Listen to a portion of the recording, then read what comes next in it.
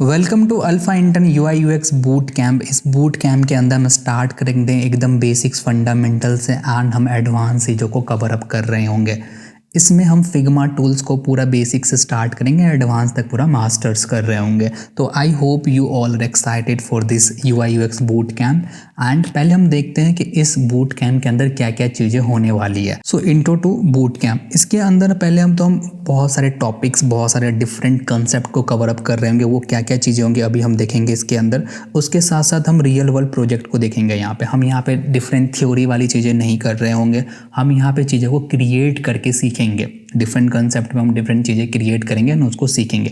उसके साथ साथ इसके अंदर ISO सर्टिफिकेशन होने वाली है। जो इस बूट कैंप को पूरा कंप्लीट करेगा उसको हमारे एंड से सर्टिफिकेट भी प्रोवाइड की जाएगी।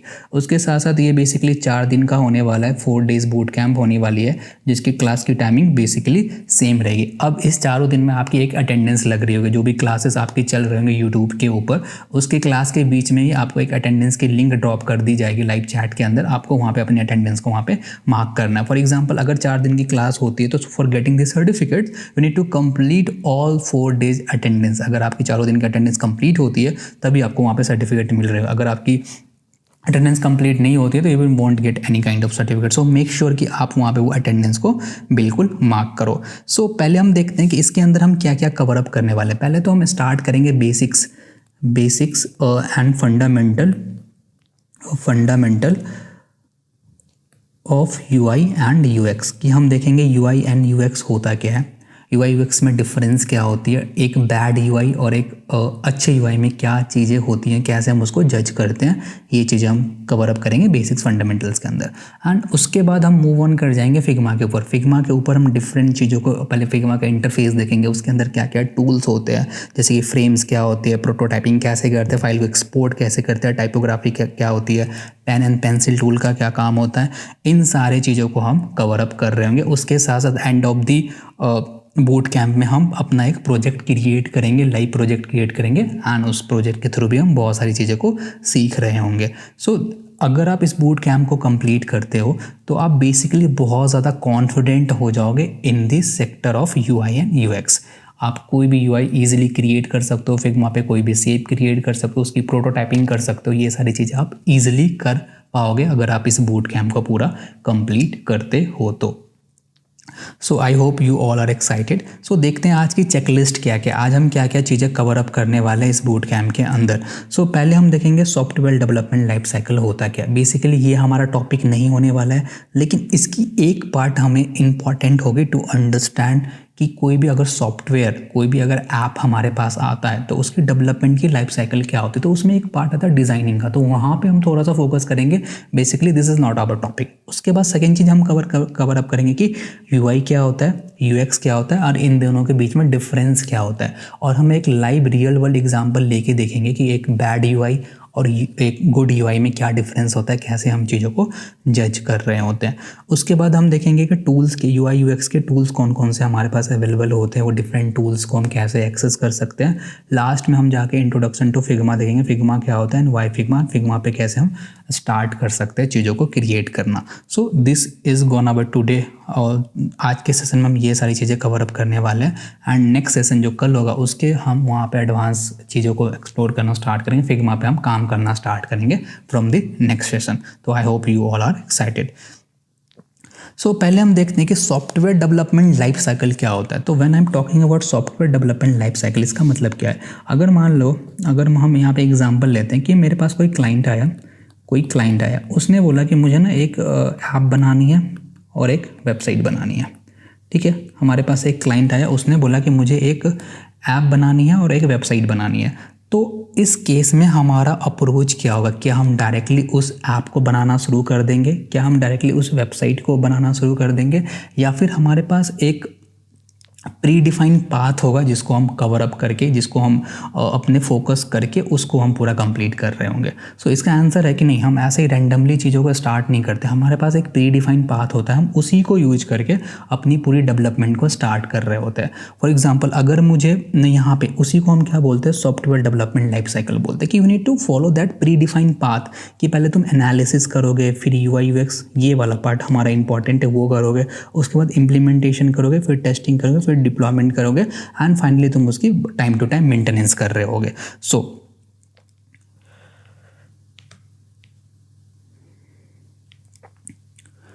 तो यहाँ पे पहला पार्ट आता है हमारा एनालिसिस का। एनालिसिस के अंदर क्या करते हैं कि हमारे जो यूज़र है, जो भी हमारे पास क्लाइंट है, उसकी रिक्वायरमेंट क्या है, बेसिकली वो करना क्या है, क्या फंक्शनैलिटी हम चाहते हैं वेबसाइट के अंदर या ऐप के अंदर, तो वो हम एनालिसिस के अंदर करते हैं। उसके बाद जो सेकेंड पार्ट आता है हमारा UI UX डिज़ाइन का आता है। अब ये वाला हमारा इंपॉर्टेंट पार्ट है, हमें इसी पे फोकस करना हमें, ठीक है। तो इसको हम अभी देखेंगे। फिर तीसरा आता है इम्प्लीमेंटेशन का पार्ट, कि जो भी हमने एनालिसिस करी उसके बेसिस पे हमने जो भी UI UX क्रिएट करा उसकी हम इम्प्लीमेंट करते हैं। बेसिकली हम क्या करते हैं, उसकी कोडिंग करते हैं। एक बार कोडिंग हमने कंप्लीट कर दिया, फिर जो हमने क्रिएट करा, जो भी ऐप बनाई हमने या जो भी वेबसाइट बनाई, उसकी हम टेस्टिंग करते हैं। टेस्टिंग के अंदर हम देखते हैं कि जो भी फंक्शनैलिटी हमने क्रिएट करा है वो काम कर रहा है, सही से नहीं कर रहा है, पूरी टेस्टिंग हम परफॉर्म करते हैं। एक बार टेस्टिंग कंप्लीट हो जाती है, फिर उसके बाद हम उसको डिप्लॉय करते हैं। डिप्लॉय का मतलब क्या होता है कि अभी हमने वेबसाइट क्रिएट करी, ऐप क्रिएट करी, वो हमारे फ़ोन में या वो हमारे लैपटॉप पे है, लेकिन अगर मुझे यूज़र को देना है यूज़ करने, तो मुझे कहीं ना कहीं उसे होस्ट करना पड़ेगा, कहीं ना कहीं उसे लाइव करना पड़ेगा। तो उसी को हम क्या बोलते हैं, डिप्लॉयमेंट बोलते हैं। तो अगर एक बार डिप्लॉयमेंट हो जाती है, फिर टाइम टू टाइम हमें क्या करना पड़ता है, उसकी मेंटेनेंस करनी पड़ती है। अगर उसमें कोई बग्स आ गए तो वो बग्स फिक्स करना, अगर उसके अंदर कोई भी और फीचर ऐड करना है तो फीचर ऐड करना, ये सारी चीज़ें हम यहाँ पे कर रहे होते हैं, ठीक है। तो ये हमारा सॉफ्टवेयर डेवलपमेंट लाइफ साइकिल। तो पहला हमारा ये वाला पार्ट बहुत ज़्यादा इंपॉर्टेंट है UI UX का। तो पहले हम क्या करते हैं, कोई भी ऐप आया, कोई भी ऐप आएगी आपके पास, कोई भी वेबसाइट आएगी, तो उसको हम रेंडमली चीज़ें नहीं करते वहाँ पे। रेंडमली का मतलब डायरेक्ट उसकी कोडिंग स्टार्ट नहीं करते। सबसे पहला काम क्या होता है, सबसे पहला काम उसका UI और UX हमें डिज़ाइन करना पड़ता है। हमें उसका UI अच्छे से जाकर डिज़ाइन करना पड़ता है। एक बार UI क्रिएट हो जाता है तब जाके हम उसकी कोडिंग स्टार्ट करते हैं। सो हमें ये बात यहाँ से समझ में आ रही है कि अगर हमारे पास कोई भी ऐप आती है, कोई भी वेबसाइट है, जो पहली रिक्वायरमेंट होती है वो किसकी होती है, उसकी UI क्रिएट करना, ठीक है। ये बात हमें समझ में आ गई। लेकिन अभी तक हमें पता नहीं है ये UI क्या होता है, UX क्या होता है, इसके बीच में क्या डिफरेंस है, ये चीज़ें हमें नहीं पता है। बट हमें समझ में आ गया कि अगर हमारे पास कोई भी प्रोजेक्ट क्रिएट करने के लिए आएगा, कोई भी क्लाइंट का काम आएगा, कोई भी कंपनी में कोई काम होगा, तो सबसे पहला काम क्या होता है, उसका UI क्रिएट करना। ये हमें यहाँ से समझ में आ गया है, ठीक है। तो अब हम देखते हैं, अरे यार UI तो क्रिएट करना है हमें, बट ये UI होता है क्या है, ये UX होता है क्या है, ये तो बताओ। Okay, let's focus on that कि UI क्या होता है एंड UX क्या होता है, ठीक है। तो पहले हम आते हैं what is UI and what is UX, ये चीज़ें होती क्या है। सो पहले हम देखते हैं कि UI क्या होता है। तो आपने अपने लाइफ टाइम में या आप करते भी हो, बहुत सारे वेबसाइट को आप एक्सेस करते हो, बहुत सारे ऐप को आप क्या करते हो और यूज़ करते हो। फॉर एग्जांपल अगर मैं यहाँ पे आऊँ, यहाँ पे अल्फ़ा इंटर्न की वेबसाइट पे आऊँ, अगर मैं आता हूँ तो मुझे जैसे मैंने इस वेबसाइट को एक्सेस करा, मुझे ना कुछ चीज़ें दिखी। यहाँ पे क्या दिखी मुझे ना, यहाँ पे एक लोगो दिखा, लोगों के साथ साथ यहाँ पे मुझे कुछ कलर्स दिख रहे हैं, यहाँ पे इमेजेस दिख रहे हैं, यहाँ पे एक बटन दिख रहा है, यहाँ पे एक सर्च, बहुत सारी चीज़ आइकन्स दिख रहे हैं, यहाँ पे एनिमेशंस दिख रहे हैं। तो जो भी चीज़ें हम किसी वेबसाइट को खोलते हैं, कुछ भी हम कोई भी ऐप को खोलते हैं, तो हमारे जो भी विजुअल अपीयरेंस हमें मिलता है, अपीयरेंस का मतलब है जो भी चीज़ें हम देखते हैं वहाँ पे, जो भी चीज़ें हमें दिख रही होती है, उसी को हम क्या बोलते हैं, UI बोलते हैं, यूज़र इंटरफेस बोलते हैं। तो एज अ हम क्या हो गए, हम किसी वेबसाइट को एक्सेस कर रहे हैं तो हम क्या हो गए, हम एक यूज़र हो गए। एंड वो जो भी हमें इंटरफेस दिख रहा होता है उसी को हम क्या बोलते हैं, यूज़र इंटरफेस बोलते हैं। तो कोई भी वेबसाइट पे जाओ, आप कोई भी ऐप खोलो, जो भी विजुअल अपीयरेंस आपको प्रोवाइड की जाती है उसी को हम क्या बोलते हैं, वहाँ पे UI बोलते हैं, ठीक है। अब UI के डिफरेंट एलिमेंट्स होते हैं, वो देखते हैं हमारे पास क्या क्या होते हैं। फॉर एग्जांपल UI के अंदर क्या होगा, एक विजुअल डिज़ाइन होगा। जो भी चीज़ें हम देखेंगे किसी वेबसाइट पे जाके, कोई भी चीज़ें, आइकन्स हो गए, इमेजेस हो गए, वो सारी चीज़ें क्या होगी, हमारी एक UI का पार्ट होगा। उसके बाद कलर्स अभी मैंने वेबसाइट की चीज़ें दिखाई कि डिफरेंट कलर डिफरेंट जगह पे दिख रहे हैं, तो वो क्या हमारा UI का पार्ट है। उसके बाद ग्राफिक्स उसके अंदर, जैसे कि ये यहाँ पे आता है, आपको यहाँ पे एक इमेज दिख रहा होगा, यहाँ पे कुछ इमेज है, यहाँ पे कुछ इमेज है, तो ये ग्राफिक्स का पार्ट है। ये क्या है, ग्राफिक्स का पार्ट है यहाँ पे, ठीक है। उसके बाद लेआउट्स का मतलब क्या होता है कि इस वाले पार्ट पे इमेज दिखेगी, यहाँ पे बटन दिखेगा, तो ये सारा भी किसका पार्ट है, UI का पार्ट है। उसके बाद टाइपोग्राफी की, उसके फॉन्ट्स कैसे दिखेंगे, कितनी फॉन्ट्स के बीच में स्पेसिंग कितनी होगी, ये सारे टाइपोग्राफी के अंदर आते हैं। So this are the component of UI। कि अगर UI क्या होता है कि जो भी विजुअल अपीयरेंस हमें किसी वेबसाइट की, किसी ऐप की मिलती है, उसी को हम क्या बोलते हैं, UI बोलते हैं। एंड उसके अंदर डिफरेंट कंपोनेंट हो जाते हैं कि विजुअल डिज़ाइन कैसा है, कलर कौन से यूज हो रहे हैं, कौन से ग्राफिक्स हो रहे हैं, लेआउट कैसा है, उसकी टाइपोग्राफी टाइपोग्राफी क्या है, ये सारी क्या हो गई हमारी यूआई का पार्ट हो जाता है।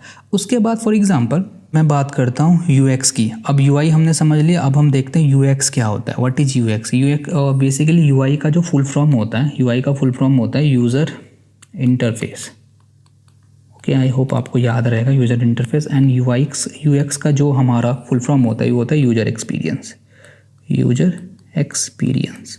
तो अब ये क्या होता है, फॉर एग्जांपल मैं इस वाले वेबसाइट पे आया, मैं यहाँ पे ओके तो मुझे ना यहाँ पे बहुत सारी चीज़ें दिख रही हैं। फॉर एग्जांपल यहाँ पे मुझे साइन इन का बटन दिख रहा है, यहाँ पे चीज़ें दिख रही हैं। तो इस वेबसाइट को मैंने यूज़ करा, कुछ देर के लिए मैंने इस वेबसाइट को यूज़ करा, तो मेरा एक्सपीरियंस कैसा बना बाय यूजिंग दिस वेबसाइट? मेरा एक्सपीरियंस कैसा बना? क्या मुझे ये वेबसाइट थोड़ी सी डल लगी या फिर थोड़ी अट्रैक्टिव नहीं लगी, या चीज़ें नेविगेट करते टाइम मुझे एक पेज से दूसरे पेज पे जाने टाइम मुझे बहुत प्रॉब्लम हो रही थी, मुझे समझ नहीं आ रहा था कहाँ पे बटन्स हैं, कहाँ पे क्या है, चीज़ें अच्छी तरह विजुअल्स नहीं थी यहाँ पे, या चीज़ें अच्छी तरह विजुअल्स नहीं थी। तो यहाँ पे इस एक्सपीरियंस को कि हम एक वेबसाइट यूज करके निकल रहे हैं या वेबसाइट को यूज हमने कर लिया, तो करने के बाद हमें फील कैसा हुआ, व्हाट वी गोना फील, तो उसी को हम बोलते हैं यूजर एक्सपीरियंस। अगर कोई एक ऐसी वेबसाइट मैं आपको दे दूं कि जिसमें ना अगर मुझे साइन इन करना है तो साइन इन का बहुत लेंदी प्रोसेस वहाँ पे आ रहा है, मुझे समझ नहीं आ रहा मैं कैसे साइन इन करूँ, बटन्स बहुत ज़्यादा ओवरलैप कर रहे हैं, अच्छे से विजिबल नहीं हो रहा है, तो वहाँ पर मुझे बहुत सारी प्रॉब्लम आ रही है। एक वेबसाइट को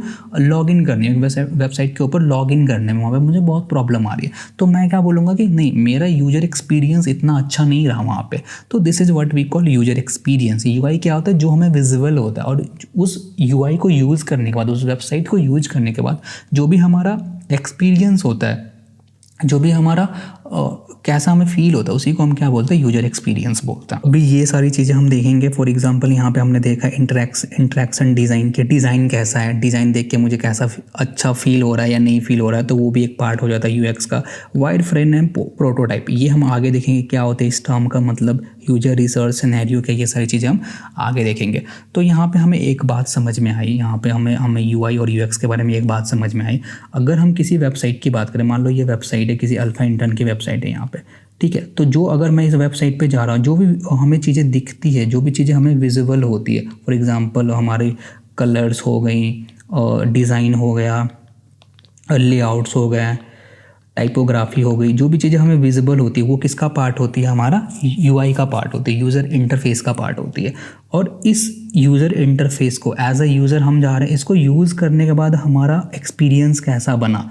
क्या मुझे चीज़ें यूज़ करने में बहुत ज़्यादा प्रॉब्लम आ रही थी, या मुझे समझ नहीं आ रहा था चीज़ें को यूज कैसे करना? फॉर एग्जांपल अगर मैं बात करूँ मैंने आपको एक ऐप बना के दे दी, यहाँ पे मैंने एक ऐप बना दी, इसका नाम लग दिया अल्फा इंटर्न की ऐप है ये, ओके ठीक है। अब मुझे यहाँ पे अगर लॉगिन करना है तो मुझे समझ में नहीं आ रहा कि कहाँ पे मैं अपनी ईमेल आईडी डालूँ, कहाँ पे मैं अपनी पासवर्ड डालूँ, कुछ समझ में नहीं आ रहा। मुझे लॉगिन करने में इतनी प्रॉब्लम हो रही है, मुझे समझ में नहीं आ रहा मैं कहाँ पे क्या डिटेल्स डालूँ, क्या चीज़ें फिलअप करूँ।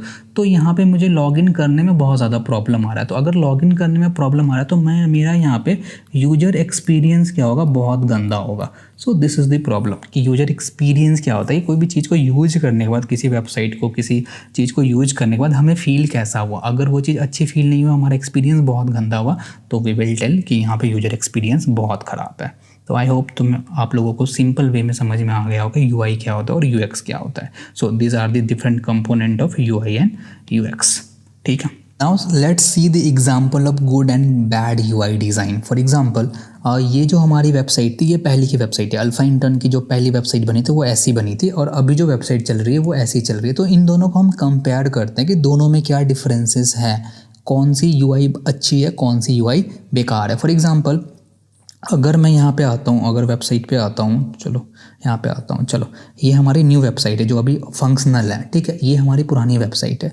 अब यहाँ पे देखो कि अगर इस वेबसाइट पे अगर आप आते हो, तो अगर आपको लॉगिन करना है, अगर आपको साइन अप करना है, तो कोई भी यहाँ पे साइन अप लॉगिन का बटन नहीं दिख रहा आपको, लेकिन आप यहाँ पे क्लिक करोगे फिर आपको यहाँ पे लॉगिन का बटन दिखेगा। लेकिन वही अगर आप यहाँ पे आते हो, इस वाली वेबसाइट पे आते हो, तो यहाँ पे आपको डायरेक्टली यहाँ पे साइन इन का बटन दिख जाएगा। यहाँ क्लिक करोगे तो आपको साइन इन करने का ऑप्शन आ जाएगा। तो ये प्रॉब्लम कि एज अ यूज़र अगर मैं इस वेबसाइट पे आऊँगा तो मुझे अगर लॉगिन करना है तो डायरेक्टली मुझे लॉगिन का बटन यहाँ पे नहीं दिख रहा है, मुझे इस पर क्लिक करने के बाद फिर जाके यहाँ पे दिख रहा है। तो ये प्रॉब्लम है। हाँ, इस पे यूज़र का एक्सपीरियंस उतना अच्छा नहीं बनेगा।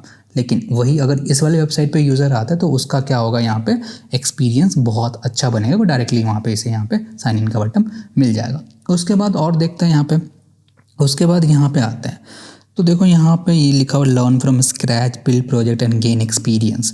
तो ये भी उतना जैसे कि यहाँ पे है, तो यहाँ पे इमेजेस देखो, ये वाली इमेजेस देखो, इस इमेज की जो भी कलर है और इस बैकग्राउंड की जो भी कलर है वो मैच नहीं कर रही है, बिल्कुल भी मैचिंग कलर नहीं है, जिससे यूजर का एक्सपीरियंस क्या हो रहा है यहाँ पे और ख़राब यहाँ पे हो जाएगा, बिल्कुल भी अच्छा नहीं बनेगा। उसी तरह अगर मैं इस वेबसाइट पे आता हूँ,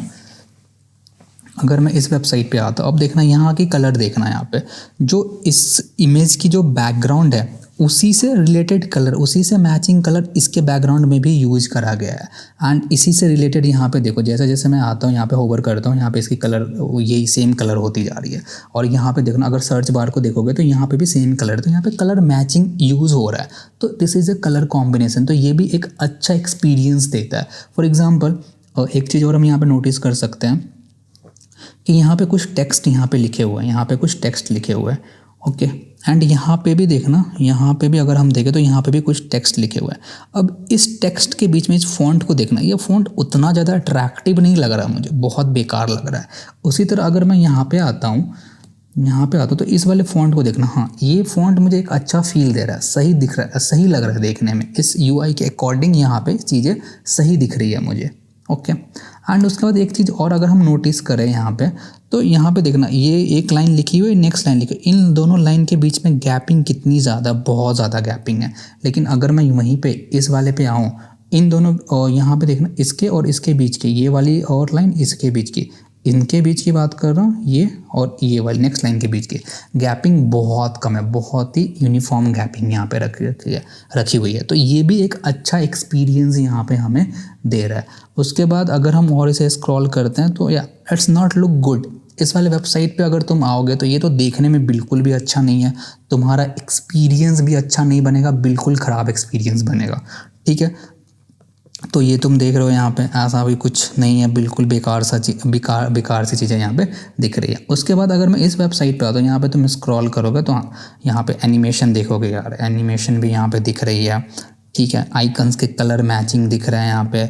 उसके बाद जैसे जैसे मैं स्क्रॉल करके ऊपर जा रहा हूँ, नीचे से एक एनिमेशन निकल के आ रही है, तो यहाँ पे सब कुछ मैचिंग वे पे करा गया है। तो यहाँ पे ना कलर मैचिंग है, टोपोग्राफी का बहुत अच्छे से ध्यान रखा गया है, यूआई में कहाँ पे कौन सा कलर, कौन सा फ़ॉन्ट यूज करना है, गैपिंग कितनी होगी, उन सारी चीज़ों का बहुत अच्छे से ध्यान रखा गया है। तो यहाँ पे क्या है, यूज़र का यूआई क्या बहुत सही है। और यहाँ पे जैसे इस वाले वेबसाइट पे यूज़र आएगा तो उसका एक्सपीरियंस भी बहुत अच्छा बनेगा एज़ कम्पेयर टू पहली वाली वेबसाइट। अगर इस वाली वेबसाइट पे जाता था, यार this look like a shit, बहुत बेकार दिख रहा है, कोई बिल्कुल भी एक्सपीरियंस यहाँ पे इनका अच्छा नहीं बनेगा अगर कोई यूज़र यहाँ पे आता है तो। सो तुम्हें दिख रहा होगा कि एक गुड यूआई और बैड यूआई का कितना ज़्यादा इम्पैक्ट पड़ता है। अगर हम कोई बिज़नेस चला रहे, कोई बिज़नेस की वेबसाइट है, तो अगर वहाँ पे एक यूआई का हम ज़्यादा ख्याल नहीं रखेंगे, कुछ भी वहाँ पे डाल देंगे, तो यूज़र वहाँ पे आएगा ही नहीं, यूज़र एक्सपीरियंस बहुत ज़्यादा वहाँ पे ख़राब होगा, हमारे कस्टमर्स की रिटेंशन रेट बहुत ज़्यादा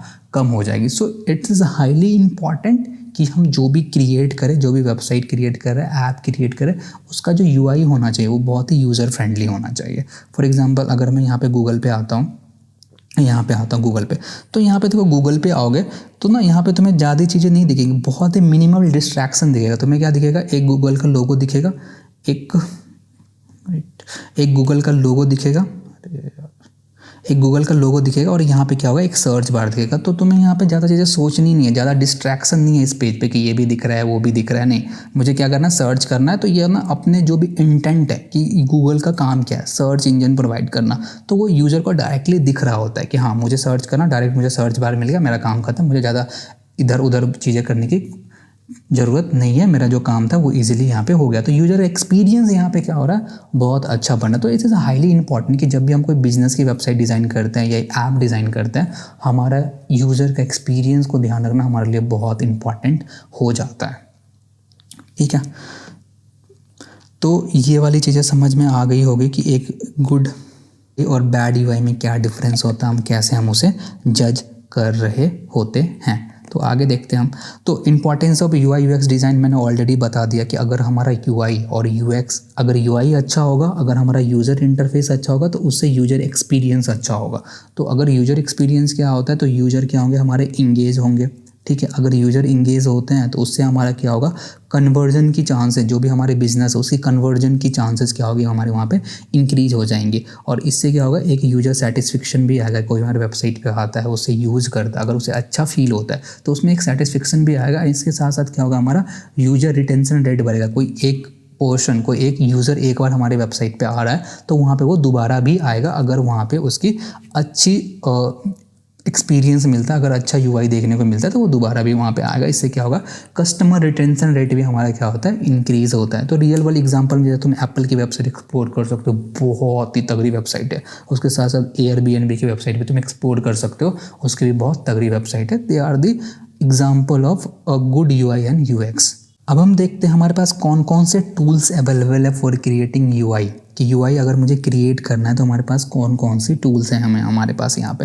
तो हमारे पास एक तो हमारा बहुत ही पॉपुलर टूल है जो हर जगह यूज़ हो रहा है, वो क्या है, हमारा फिग्मा है। उसके बाद इनविजन स्टूडियो भी है, उतना ज़्यादा यूज़ नहीं होता, बहुत कम, तुमने नाम भी नहीं सुना होगा। और एक हमारा है एडोबी XD। और भी बहुत सारे UI UX के टूल्स हैं, but this 3 are the good one, कि बहुत ज़्यादा फेमस है। फेमस में भी अगर मैं बात करूँ तो ये उतना ज़्यादा फेमस नहीं है, ये थोड़ा सा फेमस है। सबसे ज़्यादा अभी जो यूज होता है वो होता है फिग्मा हमारा, क्योंकि फिग्मा का इंटरफेस क्या बहुत ज़्यादा ईजी है, बहुत ज़्यादा ईजी टू यूज़ है। बहुत जल्दी हम चीज़ों को क्रिएट कर सकते हैं, वहाँ पे क्रिएशन बहुत ज़्यादा फास्ट होता है, इसलिए फिग्मा बहुत ज़्यादा पॉपुलर है अभी के टाइम पे। अगर तुम UI UX इंजीनियर बनना चाहते हो या UI UX डिज़ाइनर बनना चाहते हो तो first tool you need to master is Figma.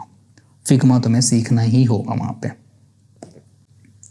तो अब हम देखते हैं इंट्रोडक्शन टू फिग्मा, कि फिग्मा क्या होता है, कैसे हम इसको यूज कर सकते हैं और डिफरेंट टूल्स उसके अंदर क्या क्या अवेलेबल होता है। तो फिग्मा क्या है, फिग्मा एक डिज़ाइनिंग टूल है जिसके ऊपर हम कोई भी UI और UX को डिज़ाइन कर सकते हैं। अगर सिंपली वन वर्ड में बोलूँ तो यही है फिग्मा, ठीक है। अब इसका इंटरफेस इतना इजी टू यूज़ होता है, इतना यूज़र फ्रेंडली है कि अगर आप इस पर कुछ भी क्रिएट करते हो ना तो आप इजीली क्रिएट कर सकते हो। कोई भी डिफ़िकल्ट से डिफ़िकल्ट UI को आप इजीली यहाँ पे क्रिएट कर सकते हो फिग्मा के ऊपर। तो अब हम चलते हैं और अब हम चलते हैं अपने लैपटॉप स्क्रीन पे, एंड उसके बाद हम फिग्मा को देखते हैं कहाँ से एक्सेस कर सकते हैं, उसका वेब वर्जन कैसे एक्सेस करेंगे। अगर मुझे उसका डेस्कटॉप वर्जन यूज़ करना हो, डेस्कटॉप, अगर मेरा app version desktop version use करना हो तो वो कैसे यूज करेंगे, ये सारी चीज़ों को हम एक बार देखते हैं। यहाँ पे अपने लैपटॉप स्क्रीन पे हमें क्या करना है, गूगल पे जाना है और यहाँ पे सर्च करना है फिग्मा। अब जैसे फिग्मा लिख के सर्च करोगे, ये जो आपका पहला लिंक आएगा figma.com का, इस पर आपको क्लिक करना है यहाँ पे। तो जैसे आप क्लिक करोगे ये पूरा इंटरफेस आपका यहाँ पे खुल के आ जाएगा। आपको थोड़ा सा वाइब आ जाएगा कि इसमें हम करने क्या वाले हैं, बेसिकली हम इसमें कैसे UI क्रिएट करने वाले, ये सारी चीज़ें यहाँ पे आपको समझ में आ जाएंगे, ठीक है। तो यहाँ पे हमें क्लिक करना है गेट स्टार्टेड फॉर फ्री पे। तो यहाँ पे आपको कंटिन्यू विथ गूगल कर देना है, ठीक है। अगर आपका और यहाँ पे क्लिक कर देना है, यहाँ पे कंटिन्यू कर देना है। तो यहाँ पे फिर आपको व्हाट्स योर नेम में अपना नाम डाल देना। अभी के लिए मैं यहाँ पे अल्फ़ा इंटर्न डाल देता हूँ, जो भी आपका नाम है, यहाँ पे कंटिन्यू कर देना नाम डाल के। What kind of work you do, आप क्या यहाँ पे करते हो, marketing, education, product management, design. तो अभी के लिए मैं यहाँ पे डिज़ाइन चूज कर लेता हूँ, कंटिन्यू कर देना है यहाँ पे। Do any of this, describe your work at a boot camp founder. तो आपको जो भी चूज करना, फ्रीलांसर आप यहाँ पे चूज कर सकते हो। How do you usually collaborate with, आप फिग्मा को कैसे कोलैबोरेट में यूज करना चाहते हो। क्लाइंट के लिए नोबडी, जस्ट मी, मुझे बस अपने खुद के लिए यूज करना, तो you need to select this, ठीक है। अब यहाँ पे क्या है, want to invite some collaborator, कि अगर आप यहाँ पे डिफरेंट लोगों के साथ कोलैब करके डिज़ाइन करना चाहते हो तो you can put there email into this box, उनको एक इनवाइट लिंक वहाँ पे चला जाएगा। तो अभी के लिए मैं यहाँ पे नहीं डालता, मैं इसे स्किप करता हूँ, ठीक है। What bring you to Figma today, using just for fun, या कुछ भी आप यहाँ पे चूज कर सकते हो। Have you used Figma product before, yes many times, continue, ठीक है। तो यहाँ पे स्टार्टर, प्रोफेशनल, ऑर्गेनाइजेशन। तो अभी के लिए हम स्टार्टर वाले जो फ्री वाला वर्जन है उसमें हम हर चीज़ कर सकते हैं, बेसिकली हर चीज़ हमें यहाँ पे मिल जाती है। तो we will go with starter pack, ठीक है। फिर यहाँ पे हम कंटिन्यू कर देंगे, ठीक है। जैसे आप कंटिन्यू करेंगे, what you like to do first, design with Figma, whiteboard with Figma. तो ये सारे डिफरेंट प्रोडक्ट है फिग्मा के, तो मैं डिज़ाइन विद फिग्मा को चूज करूँगा एंड यहाँ पे फिनिश कर दूंगा। ठीक है, तो जैसे आप इसको फिनिश करोगे तो आपके पास ऐसा कुछ इंटरफेस यहाँ पे खुल के आ जाएगा, जिसके अंदर ये डिफरेंट टूल्स हैं, जैसे कि यहाँ पे मीनू का टूल्स है, यहाँ पे मूव टूल्स है, यहाँ पे उसके बाद रीजन टूल्स है, यहाँ पे शेपिंग टूल्स है, यहाँ पे क्रिएशन टूल्स है। तो ये डिफरेंट टूल्स आपको यहाँ पे दिख रहे होंगे। तो अब हम डिस्कस करते हैं यहाँ पे कि इन डिफरेंट टूल्स का काम क्या होता है और कैसे हम इसको यूज करके अपने फिग्मा की जर्नी को स्टार्ट कर सकते हैं। तो जो भी यूआई होगा, जो भी यूएक्स होगा, हम सारे फिग्मा पे हम यहाँ पे क्या कर सकते हैं, क्रिएट कर सकते हैं। तो अभी हम इसका एक इंटरफेस का ओवरव्यू लेते हैं कि ये सारी चीज़ें क्या हैं, इनका क्या काम है, इनसे हम क्या करते हैं, क्या क्या चीज़ें कर रहे होंगे, ये सारी चीज़ें हम देख रहे होंगे इसके अंदर। एवरीवन, तो कैसे हैं आप सब? उम्मीद करता हूँ अच्छे ही होंगे। तो आज हम इस सेशन में ना कंप्लीट यूआई यूएक्स देखने वाले हैं। जीरो लेवल से लेकर एडवांस लेवल तक हम इस यूआई यूएक्स कोर्स को ना सीखने वाले हैं कि इसमें बेसिकली होता क्या है, कैसे डिजाइनिंग होती है, कैसे प्रोटोटाइप होती है, क्या क्या मतलब बेसिक से लेकर एडवांस तक जो भी चीजें होती है ना, वो सब हम इस सेशन में सीखने वाले हैं। ठीक है ना? तो व्हाट वी विल लर्न, देख लो इतने सारे टॉपिक्स हैं हमारे पास जो इस वीडियो में हम कवर करने वाले हैं। तो माई सेल्फ सनी एंड मैं भी एक स्टूडेंट ही हूँ, महर्षि मार्कंडेय यूनिवर्सिटी का फाइनल ईयर का स्टूडेंट हूँ। है ना? तो फिर चलो करते हैं स्टार्ट वीडियो को।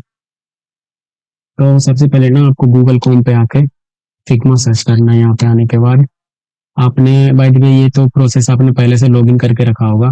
ठीक है, तो आप ना यहाँ से लॉगिन कर लेना। देखो जो फिग्मा होती है ना, इसके बेसिकली तीन जो एक्सटेंशन होते हैं वो है, पहला तो वेब वर्जन है जो मैंने अभी खोल के रखा है गूगल क्रोम पे, और एक होती है आईओसी के लिए अलग होती है और एक विंडो के लिए होती है। तो मैं ना विंडो पे बताने वाला हूँ। तो विंडो पे बेसिकली करना क्या है ना, अगर आपको वेब पे खोलना है उस चीज को तो आप वहां से लॉगिन करके खोल सकते हो। यदि आपको ना वेब वर्जन, ये डेस्कटॉप वर्जन चाहिए ना, तो फिग्मा डेस्कटॉप लिखना, वहां पे आ जाएगा। फिग्मा डेस्कटॉप ऐसे लिखना, यहाँ पे आपको भी जाके स्टार्ट करना है। ठीक है, स्टार्ट जैसे, सॉरी स्टार्ट नहीं करना, ये देखो इतने सारे इसके वर्जन है। ऐप, ये डेस्कटॉप ऐप फॉर विंडो, इसका इंस्टॉल कर लेना डाउनलोड करके। तो आप जब डाउनलोड करके इंस्टॉल करोगे, फिर जब लॉगिन करोगे ना, तो आपको कुछ ऐसा इंटरफेस देखने को मिलेगा वहाँ पे। तो वहाँ पे आने के बाद यहाँ देखो एक ऑप्शन है क्रिएट न्यू का। क्रिएट न्यू करने के बाद आपको डिजाइन फाइल पे क्लिक करना है। ठीक है, डिजाइन फाइल पे जैसे ही क्लिक करोगे ना, तो तुम्हें कुछ ऐसा इंटरफेस दिखेगा। हाइड कर लेता हूँ। तो ये है हमारा बेसिक जो होते हैं फ्रंट पेज उस फिग्मा का इंस्टॉल के बाद। तो कुछ ऐसा दिखता है, जहाँ पे ऊपर की साइड पे हमें ना, ऊपर कॉर्नर लेफ्ट साइड पे हमें टूल्स मिल जाएंगे, क्या क्या टूल्स हैं। फिर उसके नीचे आपको लेयर्स मिलेंगी, फिर एसेट्स मिलेंगे और यहाँ से पेज नंबर मिलेंगे। आप पेज नंबर इंक्रीज कर सकते हो, आप एक पेज में मल्टीपल डिजाइनिंग बना सकते हो, बहुत सारे डिजाइनिंग बना सकते हैं इसमें, वो हम देखेंगे। तो आप यहाँ से पेज क्रिएट भी कर सकते हो। अब डिलीट करने के लिए राइट क्लिक प्लस डिलीट। ठीक है, एंड जो है हमारा राइट साइड पे वो है, पहला है डिजाइनिंग और सेकंड है प्रोटोटाइप। तो डिजाइनिंग में क्या होती है ना, ये पेज, देखो ये पेज से रिलेटेड सारी चीजें यहाँ पे होती है। ये पेज का कलर है, पेज की कलर की जो वैल्यू होती है वो है, यानी कलर कोड है इसका, और जो कैपेसिटी है ये है, और ये जो विजिबिलिटी है पेज की। ठीक है, तो यहाँ से आप अपने कलर जो पेज होता है ना बैकग्राउंड, उसे आप चेंज कर सकते हो यहाँ से। तो ये रही। उसके बाद साव इन एक्सपोर्ट, अगर आप इसे एक्सपोर्ट में दिखाना चाहते हो कि नहीं पेज को, तो इसके लिए ये टिक है। उसके बाद है लोकल वेरिएबल। लोकल वेरिएबल क्या होती है ना, यहाँ पे आप जैसे मल्टीपल डिजाइनिंग बना रहे हैं, आप अगर एक ही कलर को बार बार यूज कर रहे हो तो हर बार जाके तो कलर पिक नहीं करना है, या तो एक ही इफेक्ट तो बार बार यूज नहीं कर सकते ना। तो उसके लिए ना, मतलब यूज करने के लिए हम क्या करेंगे, ये एक लोकल वेरिएबल का यूज करेंगे। इससे हम एक बार डिफाइन करेंगे उस कलर को, और वही कलर को हम हर जगह यूज करेंगे। कलर हो या डिजाइनिंग हो या तो अदर जो भी चीजें होती है इसमें, उसे हम क्रिएट करके कर सकते हैं। फिर लोकल स्टाइल, इसमें ना लोकल स्टाइल मतलब ये इफेक्ट वगैरह जो क्रिएट करते हैं वो इसमें आते हैं, वेरिएबल में अलग आते हैं। वेरिएबल हो गया आपका बेसिकली कलर वगैरह के लिए, और यहाँ पे स्टाइलिंग हो गया उसकी। और ये है एक्सपोर्ट। एक्सपोर्ट पे क्या होता है, माइनस प्लस, यानी आप अगर इसे माइनस करिएगा ना तो ये हट जाएगा। ठीक है, फिर इसे प्लस करने के बाद ये ऑटोमेटिक आ जाएगा। तो ये है वन नेक्स्ट, ये है बेसिकली जो आप एक्सपोर्ट करिएगा। तो यहाँ पे आपको दिख जाएगा क्या कि आप कितने पिक्सल में, मतलब कितने क्वालिटी में रखना चाहते हैं उस चीज को। आप 1x से देखना चाहते हैं या 1.5x से। फिर रेंडर के बाद जो आती है ना, उसकी उसकी क्वालिटी पे डिपेंड करती है। फिर एक प्रीव्यू, जब हम कोई भी चीज एक्सपोर्ट करते हैं तो उससे पहले ना देख लेते हैं कि सारी चीज जो भी हमें आउटपुट में चाहिए वो चीज यहाँ पे है कि नहीं है। प्रीव्यू है, प्रीव्यू के बाद ही करते हैं हम लोग एक्सपोर्ट करते हैं तो वो कन्वर्ट हो जाती है, यानी हमारे लोकल फाइल फोल्डर में चली जाती है। और ये सारे इतने सारे एक्सटेंशन है इसमें, यहाँ पे जेपीजी है, पीएनजी है, एसवीजी है और पीडीएफ है। जेपीजी और पीएनजी ये बेसिकली यूज करते हैं हम फोटो के लिए, जब हम फोटो कहीं पे पोस्ट करते हैं तो ये जेपीजी या तो पीएनजी फॉर्मेट, ये दोनों में अपलोड होती है।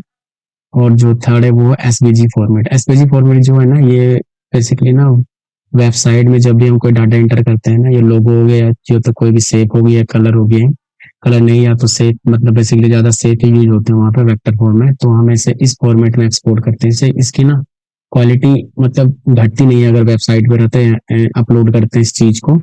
और फिर ना इसकी जो जो डिटेल होती है ना वो केबी में होती है, एमबी में बहुत कम जाती है, ये केबी में होती है, जिसकी वजह से हमारी जो वेबसाइट है वो ज्यादा फास्ट होता है थोड़ा। और उसे जब रिस्पॉन्सिव बनाते हैं तो उसकी जब क्वालिटी डिक्रीज या इंक्रीज करते हैं तो उसकी कैपेसिटी भी नहीं घटती। और पीडीएफ तो परफेक्ट डॉक्यूमेंट फॉर्मेट है, ऐसे हम अगर प्रिंट आउट जब भी निकालते हैं तो ऐसे पीडीएफ में करके निकालते हैं तो इससे क्वालिटी लूज नहीं होती है हमारी डिजाइनिंग के, ठीक है। और यहाँ पे आपको कलर प्रोफाइल्स मिल जाएंगे, इतने सारे 3 कलर हैं इसमें।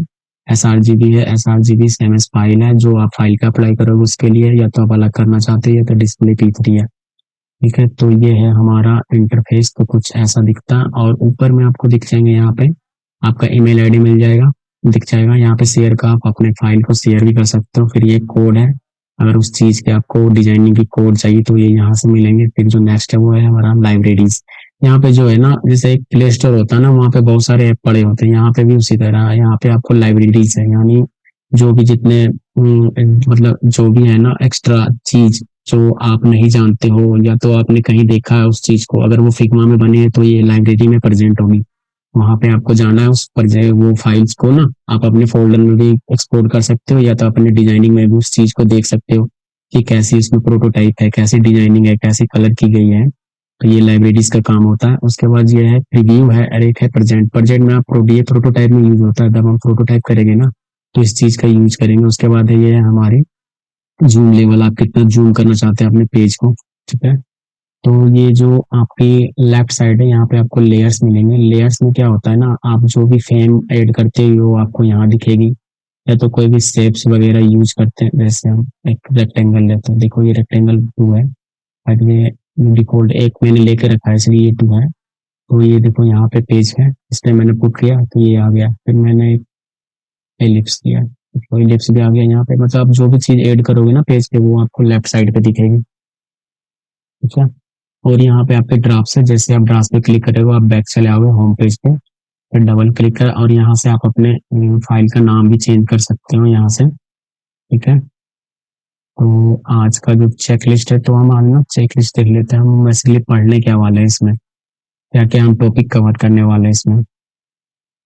टुडे चेक लिस्ट, तो फर्स्ट है हमारा इंटरफेस एंड टूल्स, सेकंड है tool and scale tool, third है हमारा फ्रेम, और है ऑल अबाउट वेक्टर शेप। इसमें जितने भी वेक्टर होते हैं, शेप्स क्या क्या है उसमें वो सब हम देखने वाले हैं। उसके अंदर होती है मैनेजिंग फिल है, स्टॉक्स है, कलर है, लीनियर कलर है, ग्रेडियंट है, रेडियल है, डायमंड है, ब्लेंड मूड है, एंड इफेक्ट्स है। फिर फिफ्थ में हमारा pen tool and pencil tool है। सिक्स में टाइपोग्राफी है, टेक्स्ट से रिलेटेड ये चीजें होती है। 7 जो वो रिसोर्सेस है, रिसोर्सेस में मैं ना हम प्लगइन्स पे फोकस करेंगे कि प्लगइन होती क्या है, क्यों यूज किया जाता है इसमें।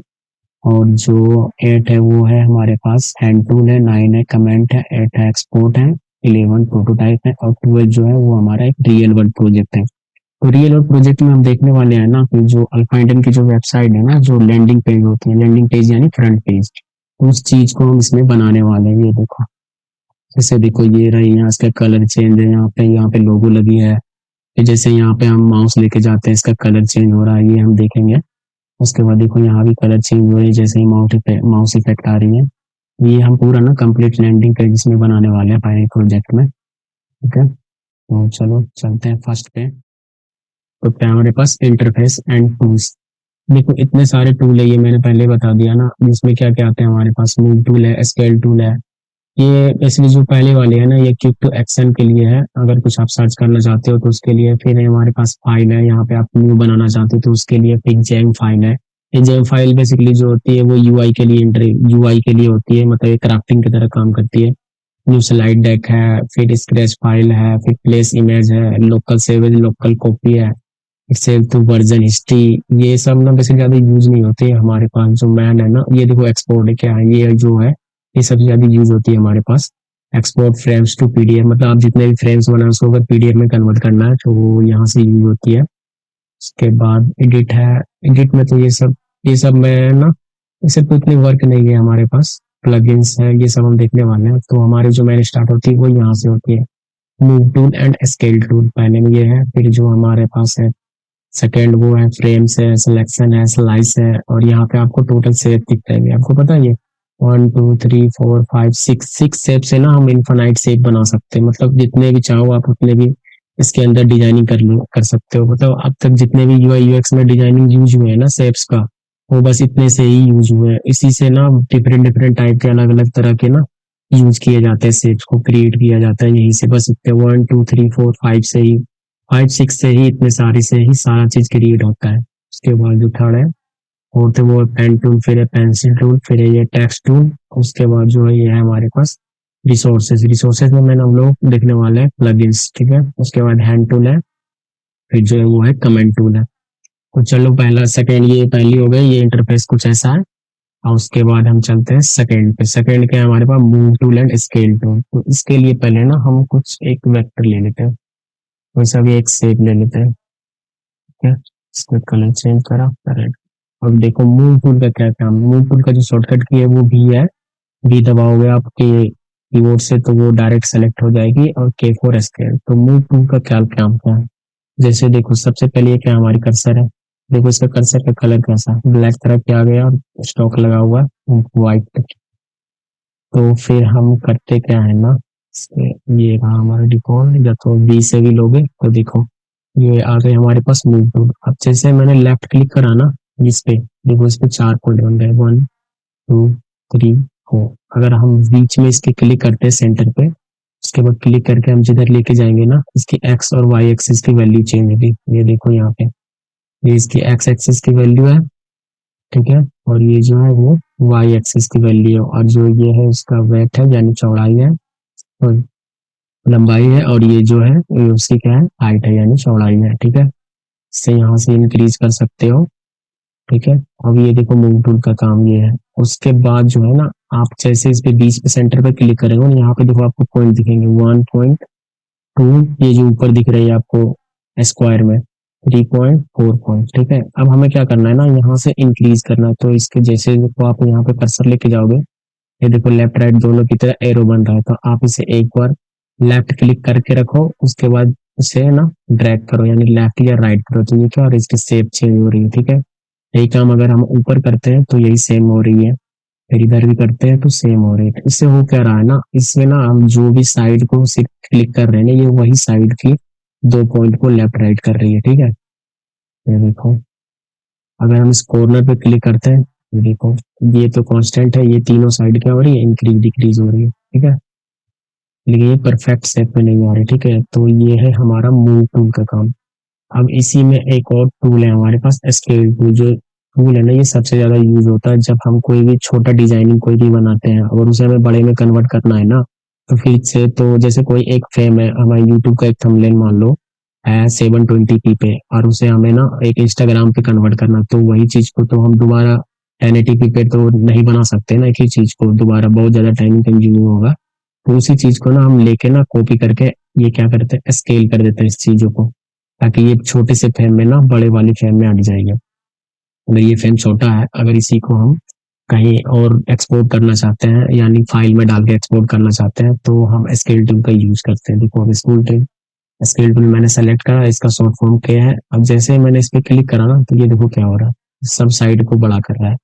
और यही मैंने मूव टूल से क्या किया था, ये देखो ये भी हो रही, पर ये क्या हो रही है, एक अलग तरह की शेप आ रही है, वैसे नहीं। ये देखो पहले मैंने इसको सेलेक्ट करा, अप डाउन करा, ये मूव टूल है, ठीक है। लेफ्ट अप करा, डाउन करा, अप करा, डाउन करा, ये शेप क्या हो रही है, ये वाली सेलेक्ट हो रही है, ठीक है। अब जैसे मैंने स्केल टूल करा ना, अब देखो क्या हो रही है, ये प्रोपोर्शनली डाउन हो रही है, अप हो रही है, डाउन हो रही है। ये देखिए यहाँ पे वैल्यू चेंज हो रही है, ठीक है। इसका हाइट वेट दोनों क्या हो रही है, चेंज हो रही है इसका। तो यही होता है हमारा मैन।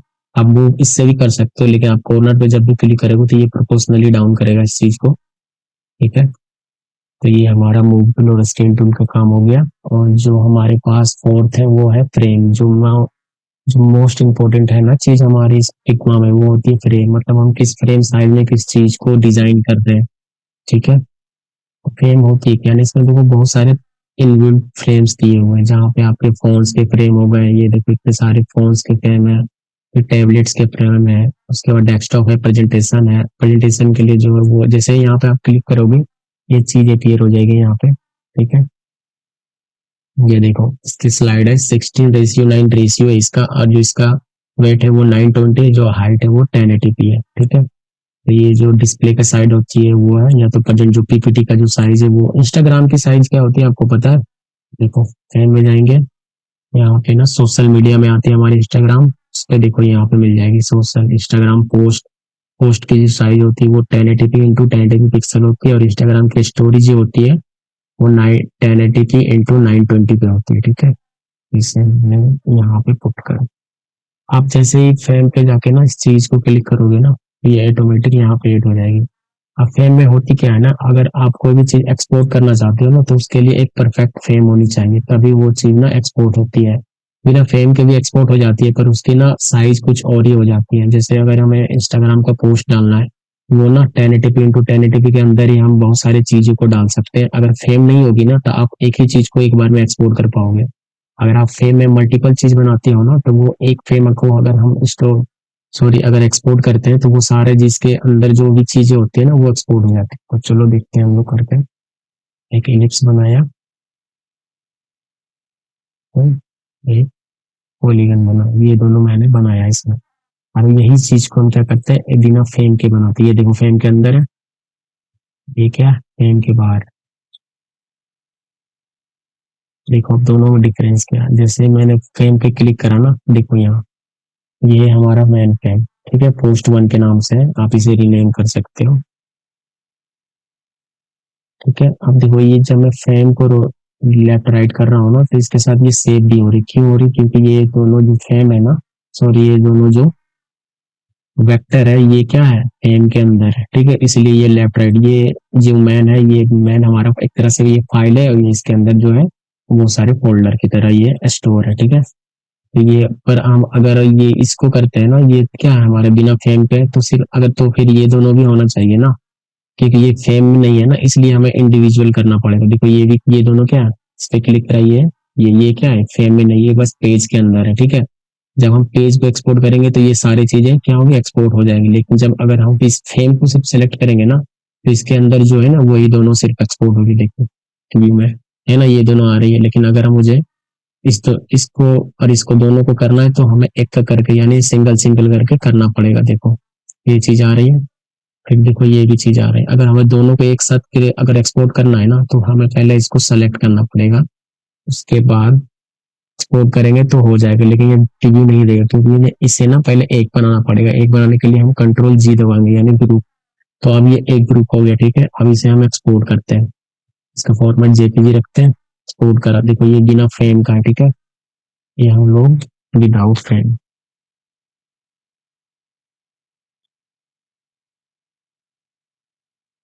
विदाउट फ्रेम का करा, और हमने इसे फ्रेम का करा प्रीव्यू में। देखो एक मैंने जेपीजी में करा, एक मैंने पीडीएफ ये पीएनजी में करा, ठीक है। दोनों में डिफरेंस क्या है देखते हैं। देखो ये फ्रेम है, यानी देखो फ्रेम का ये दोनों वेक्टर है, और ये रहा हमारा फ्रेम का साइज, ठीक है।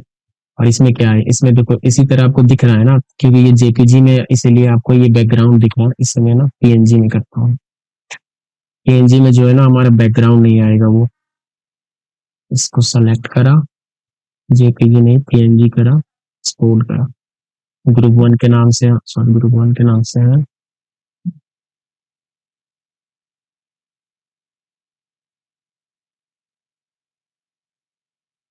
Now frame. अब देखो ये रही हमारी फ्रेम वाली, और ये रही हमारी विदाउट फ्रेम वाली। दोनों में डिफरेंस क्या है देखते हैं। ये देखो ये फ्रेम वाली है, ये विदाउट फ्रेम वाली। तो विदाउट फ्रेम में क्या है, हमारे पास बैकग्राउंड नहीं है, और इसका कोई साइज नहीं है कि हाँ ये फिक्स साइज का है।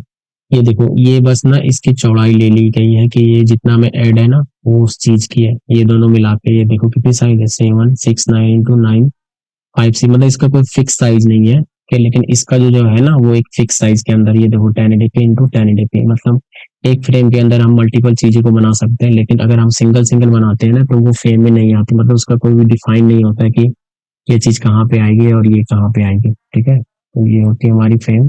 और जब भी हम कोई भी चीज बनाएंगे ना तो एक हर एक फ्रेम के अंदर ही बनाएंगे, कि ये याद रखना आप।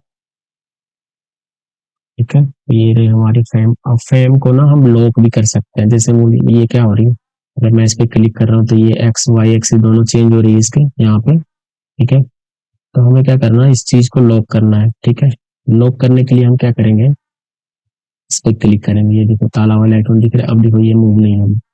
ठीक है, अगर मुझे इसे अनलॉक करना है तो फिर यहाँ पे क्लिक करेंगे, अब देखो ये मूव हो रही है।